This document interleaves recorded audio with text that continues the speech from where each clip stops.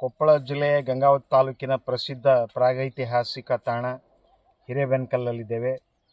ಹಿರೇಬೆಣಕಲ್ಲಿನ ಮೋರೇರ್ ಗುಡ್ಡದ ಈ ದುರ್ಗದ ದಡಿ ಭಾಗದಲ್ಲಿ ನಾವೊಂದು ವಿಶೇಷವಾಗಿರ್ತಕ್ಕಂತಹ ಸ್ಥಳವನ್ನು ಹುಡುಕಿಕೊಂಡು ಇಲ್ಲಿ ಆಗಮಿಸಿದ್ದೇವೆ. ಇಲ್ಲಿ ಇಡೀ ಈ ಪ್ರದೇಶದಲ್ಲಿ ಸುತ್ತಮುತ್ತ ಈ ರೈಲ್ವೆ ಟ್ರ್ಯಾಕ್ ಪಕ್ಕದಲ್ಲಿ ಇರ್ತಕ್ಕಂಥ ಈ ದುರ್ಗದ ದಡಿಯ ಕೊನೆಯ ಭಾಗದಲ್ಲಿ ಇಲ್ಲಿ ಸಾಕಷ್ಟು ಕಬ್ಬಿಣದ ಅದಿರಿನ ಅವಶೇಷಗಳು ಕಂಡು ಬರ್ತಾ ಇದೆ. ಕಬ್ಬಿಣದ ಅದಿರಿನ ಒಂದು ಡೆಪಾಸಿಟನ್ನು ನಾವಿಲ್ಲಿ ಕಾಣಬಹುದು. ಸುತ್ತಮುತ್ತಲು ಮೇಲಿನ ಒಂದು ಭಾಗದಲ್ಲಿ ಹಾಗೆ ಈ ಕೆಳಗಡೆ ವಿಸ್ತರಿಸಿರ್ತಕ್ಕಂಥ ಭಾಗದಲ್ಲಿ ಈ ಸಾಕಷ್ಟು ಪ್ರಮಾಣದ ಕಬ್ಬಿಣದ ಅದಿರು ನಮಗೆ ಲಭ್ಯವಾಗ್ತಾ ಇರತಕ್ಕಂಥದ್ದು ತುಂಬ ಕುತೂಹಲದಾಯಕವಾಗಿರ್ತಕ್ಕಂಥ ಸಂಗತಿಯಾಗಿದೆ. ಸಾಮಾನ್ಯವಾಗಿ ಈ ಹಿರೇಬೆಣಕಲ್ ಮೋರೇರ್ ಗುಡ್ಡದ ಶಿಲಾ ಸಮಾಧಿಗಳು ಕಬ್ಬಿಣ ಯುಗದ ಬೃಹತ್ ಶಿಲಾಯುಗ ಕಾಲಕ್ಕೆ ಸೇರ್ಪಡೆಗೊಂಡಿರ್ತಕ್ಕಂಥವು. ಸೊ ಈ ಹಂತದಲ್ಲಿ ಅಂದರೆ ಕಬ್ಬಿಣ ಯುಗದ ಸಂದರ್ಭದಲ್ಲಿ ನಮಗೆ ಬೃಹತ್ ಶಿಲಾಯುಗ ಸಂಸ್ಕೃತಿ ಸಂಯೋಜನೆಗೊಂಡಿರೋದರಿಂದ ಅದಕ್ಕೆ ಕಬ್ಬಿಣ ಯುಗದ ಬೃಹತ್ ಶಿಲಾಯುಗ ಸಂಸ್ಕೃತಿ ಅಂತ ಕರೆಯಲಾಗ್ತದೆ. ಮೊಟ್ಟ ಮೊದಲಿಗೆ ಮೋರೇರ್ ಸಮುದಾಯ ನಮ್ಮ ಭಾಗದಲ್ಲಿ ದಕ್ಷಿಣ ಭಾರತದಲ್ಲಿ ಕಬ್ಬಿಣದ ಖನಿಜವನ್ನು ಸಂಸ್ಕರಿಸಿ ಕಬ್ಬಿಣ ಲೋಹವನ್ನು ಉತ್ಪಾದಿಸ್ತಕ್ಕಂಥ ತಂತ್ರಜ್ಞಾನವನ್ನು ಕಂಡುಕೊಳ್ತಾರೆ. ಹಾಗಾಗಿ ದಕ್ಷಿಣ ಭಾರತದಲ್ಲಿ ಈ ಹಂತವನ್ನು ಕಬ್ಬಿಣ ಯುಗದ ಬೃಹತ್ ಶಿಲಾಯುಗ ಅಂತೇಳಿ ಕರಿತಾ ಇದ್ವಿ.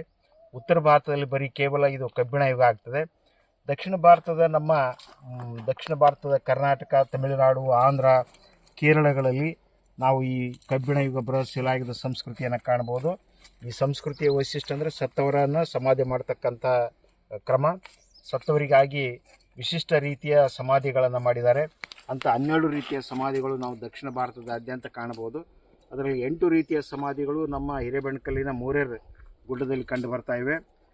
ಇದರ ಜೊತೆಗೆ ಈ ಸಮುದಾಯ ವಿಶೇಷವಾಗಿ ಕಬ್ಬಿಣವನ್ನು ಬಳಸ್ತಾ ಇದ್ರು ಅನ್ನೋದು ನಮಗೆ ತಿಳಿದು ಬಂದಿದೆ. ಆದರೆ ಕಬ್ಬಿಣವನ್ನು ಎಲ್ಲಿಂದ ತಂದಿದ್ದಾರೆ, ಯಾವ ರೀತಿ ಪ್ರೊಸೆಸ್ ಮಾಡಿದ್ದಾರೆ ಅನ್ನೋದ್ರ ಬಗ್ಗೆ ನಮಗೆ ಸಾಕಷ್ಟು ಈವರೆಗೆ ಪ್ರಶ್ನೆಗಳಿದ್ದವು. ಆದರೆ ಹಿರೇಬೆಣಕಲ್ಲಿನ ಈ ದುರ್ಗದ ದಡಿಯ ಒಂದು ಭಾಗದಲ್ಲಿ ಅಪಾರ ಪ್ರಮಾಣದ ಕಬ್ಬಿಣ ಅದಿರು ಮತ್ತು ಅದು ಪ್ರೊಸೆಸ್ ಮಾಡಿರ್ತಕ್ಕಂಥ 2ನೇ ಹಂತದ ಲೋಹ ನಮಗೆ ಲಭ್ಯವಾಗ್ತಾ ಇದೆ. ಸೊ ಹೀಗಾಗಿ ಇಲ್ಲಿ ಕಬ್ಬಿಣದ ಒಂದು ಪ್ರೊಸೆಸ್ ಮಾಡ್ತಕ್ಕಂಥ ಪ್ರಕ್ರಿಯೆ ಈ ಭಾಗದಲ್ಲಿ ನಡೀತಾ ಇತ್ತು ಅನ್ನೋದು ನಮಗೆ ಭಾಳ ಸ್ಪಷ್ಟವಾಗಿ ಕಂಡು ಬರ್ತದೆ. ಹೀಗಾಗಿ ನಮಗೆ ಬರೀ ಕೇವಲ ಶಿಲಾ ಸಮಾಧಿಗಳು, ಆ ಸಮಾಧಿಗಳ ಕಲ್ಲು ಚಪ್ಪಡಿಗಳು ತಯಾರಿಸಲಿಕ್ಕೆ ಕಬ್ಬಿಣದ ಸುತ್ತಿಗೆ ಮತ್ತು ಉಳಿಗಳನ್ನು ಬಳಸ್ತಾ ಇದ್ದಾರೆ. ಅಂತಹ ಉಳಿಗಳನ್ನು ಸುತ್ತಿಗೆಗಳನ್ನು ಯಾವುದರಿಂದ ನಿರ್ಮಾಣ ಮಾಡಿದ್ದಾರೆ ಅನ್ನೋದ್ರ ಬಗ್ಗೆ ಕೂಡ ನಮಗೆ ಪ್ರಶ್ನೆಗಳಿದ್ದವು.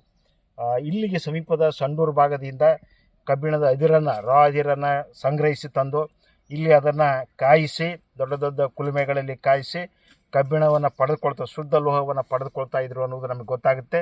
ಹಾಗೆ ಶುದ್ಧ ಲೋಹವನ್ನು ಪಡೆದುಕೊಳ್ತಕ್ಕಂಥ ಸಂದರ್ಭದ 2ನೇ ಹಂತದ ಅದಿರುಗಳನ್ನು, ಪ್ರೊಸೆಸ್ನ 2nd ಸ್ಟೇಜ್ ಅದಿರುಗಳನ್ನು ನಾವಿಲ್ಲಿ ಕಾಣಬಹುದು. ಸೊ ಅಂದರೆ ನಮಗೆ ಈ ದುರ್ಗದ ದಡಿಯ ಈ ಭಾಗದಲ್ಲಿ ಕಬ್ಬಿಣದವನ್ನು ಸಂಸ್ಕರಿಸ್ತಕ್ಕಂಥ ಕಾರ್ಯ ನಡೀತಾ ಇತ್ತು ಅನ್ನೋದು ಗೊತ್ತಾಗುತ್ತೆ. ಹಾಗಾಗಿ ಇದು ಭಾಳ ಮಹತ್ವದ ಒಂದು ಶೋಧನೆ ಅಂಥೇಳಿ ನಾವು ಗುರುತಿಸ್ಬೋದಾಗಿದೆ. ನಮ್ಮ ಹಿರೇಬೆಣಕಲ್ ಮೋರೇರ್ ಗುಡ್ಡದ ಕಬ್ಬಿಣ ಯುಗ ಬೃಹತ್ ಶಿಲಾಯುಗ ಕಾಲಕ್ಕೆ ಸಂಬಂಧಿಸಿದಂತ ಹೇಳಬೇಕಾದ್ರೆ ಇದು ಅಧಿಕೃತವಾಗಿರ್ತಕ್ಕಂಥ ಒಂದು ನಮಗೆ ಕಬ್ಬಿಣದ ಅದಿರುಗಳು ಇಲ್ಲಿ ದೊರೆತಿರುವುದು ನಮಗೆ ಆ ಸಂಸ್ಕೃತಿಯ ಬಗ್ಗೆ ಖಚಿತವಾದ ನಿರ್ಧಾರವನ್ನು ತೆಗೆದುಕೊಳ್ಳಿಕ್ಕೆ ಸಹಾಯಕವಾಗ್ತದೆ ಅಂತ ಹೇಳ್ಬೋದು. ಸರ್,